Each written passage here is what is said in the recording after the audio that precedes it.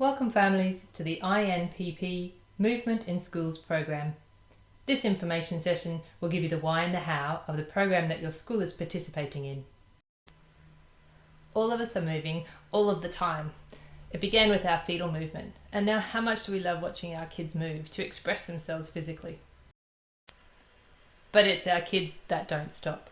Think about how many times in a day children are running or jumping or climbing, exploring and investigating.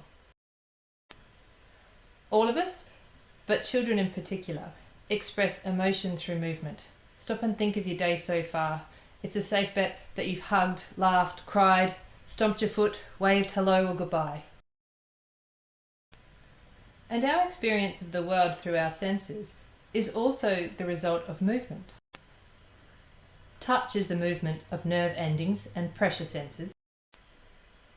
Hearing is the movement of air through our ears. Sight is the movement of light in our eyes. Smell is the movement of molecules through our nose. Taste is the movement of food across our tongues. It's actually a myth to say we have 5 senses. Some neurologists say we have 9 senses. Others suggest it's more like 21 senses that make up our experience of the world. However, they all rely on movement to receive information. There are 2 additional senses that are really important for our movement and learning program.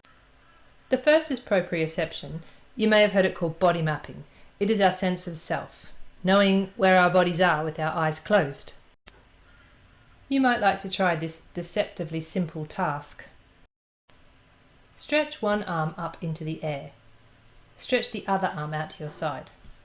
Now with your eyes closed, bend the arm stretched out to the side at the elbow and touch the tip of your nose with the tip of your index finger. I wonder how many direct hits you score out of 3 attempts. Remember, it's tip to tip, not pad to tip. The other sense that is important in learning is our sense of balance. It is constant correction of our movement that stops us from falling over. Balance can be while we're in motion, and that's called dynamic balance. And static balance, which is balance while standing absolutely still. Standing up straight with our feet together and arms flat by our side is a complex task. Standing for a count of 10 in this posture without falling out is difficult. Standing in this posture for a count of 10 with your eyes closed without falling over is even more difficult. The central nervous system controls most functions of the body. It consists of 2 parts, the brain and the spinal cord. The brain is the central computer. It interprets information from our senses. The spinal cord is the highway for communication between the body and the brain. The messages between body and brain are like cars travelling on a freeway. Typically between the ages of 7 to 9, the brain and the nervous system have growth spurts.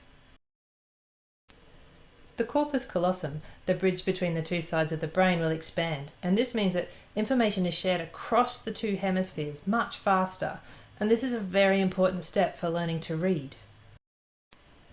When our children first learn to read, much of it is happening on the right side of the brain, which is the more creative practice playground. As the bridge between the 2 hemispheres becomes bigger and the information is more readily shared, the left side of the brain will apply logic and detail and eventually become the reading specialist. At the same time, our central nervous systems are getting a new coat of a fatty substance called myelin. It means that messages travel to and from the brain to the body much more rapidly. The freeway in our body turns into a racetrack. From this information it becomes obvious that there is an important link between body and brain and learning, but of course this isn't the only process occurring as we learn to read. We have to sit straight, keep our heads up, have our eyes track smoothly across the page, block out distractions, and continually monitor and readjust according to our environment. The Movement in Schools program supports this time of neural growth through 10 to 15 minutes of slow movement daily. This helps to integrate primitive reflexes, develop postural reflexes, and support the vestibular system. The Movement in Schools program integrates primitive reflexes, the first movements we acquire as infants. You might have seen a doctor test a new baby for the Moro reflex. The doctor will hold the baby securely and then quickly tip its head towards the ground. The infant will throw out its arms and legs before curling them in again and taking a gasp. This reflex usually integrates by the time our kids are toddlers. However, you probably know some adults with a retained Moro reflex. These are the people who hate it when you scare them, like really, really hate it. We all have the startle reflex, but those who still retain the earlier Moro reflex will not have time to access higher thought processes that tell them, that was scary, but I am safe. In addition to developing bodies and brains, the Movement in Schools program offers a chance for connection through story, and for time to slow down and think about how our bodies are experiencing the world. The Movement in Schools program also helps to identify those kids who are showing signs of immaturity in their central nervous system development, and it provides opportunities for an individualised program that can be continued at home.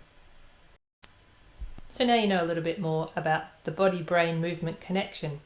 If you'd like some more information, or if you have a question, please feel free to email me at theneuralconnection@gmail.com.